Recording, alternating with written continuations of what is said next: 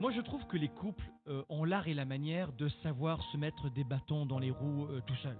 Tu peux avoir un couple qui est fait l'un pour l'autre, mais qui va souvent commettre ces deux erreurs. Alors que, très honnêtement, elles peuvent être vite supprimées. Et c'est un ancien réflexe que l'on a depuis l'enfance. La première erreur, c'est le jugement automatique.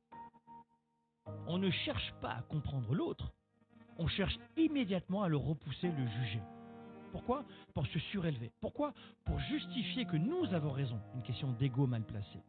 Le premier point qu'il faut supprimer dans un couple, et pourtant beaucoup sont faits l'un pour l'autre, c'est le jugement.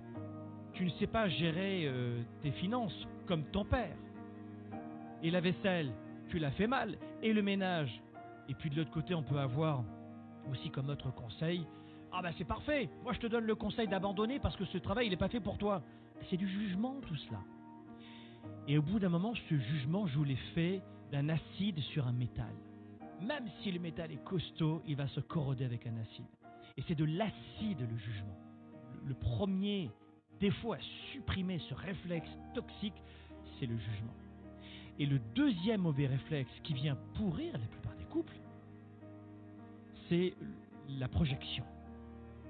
C'est-à-dire que on pense que l'autre va tout de suite réagir comme nous on voudrait qu'il réagisse, ou alors on pense tout de suite que l'autre pense comme nous. C'est faux. Il n'a pas les mêmes pensées, il n'a pas le même passé, il n'a pas la même expérience. L'autre. Un exemple, souvent tu peux retrouver un homme qui va faire une grosse critique à son épouse sur un vêtement. Mais peut-être que lorsque toi on critique la chemise que tu as achetée, ça ne te touche pas.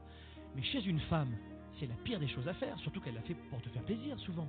Et inversement, mesdames, ce qu'un homme a horreur, c'est paraître incompétent, impuissant techniquement. Génétiquement, il est là pour pourvoir aux besoins de sa famille, pour protéger sa famille. C'est un peu cliché, mais on retrouve cela quand même.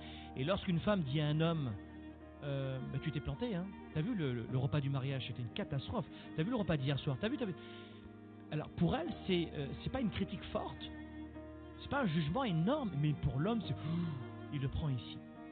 La projection et le jugement, il vaut mieux éviter si on veut sauvegarder son couple. Avoir un couple uni sur la durée, passionné, qui est désireux l'un de l'autre, qui se projette sur le même futur, avec les mêmes valeurs, oui c'est possible. Mais il faut éviter le jugement et la projection.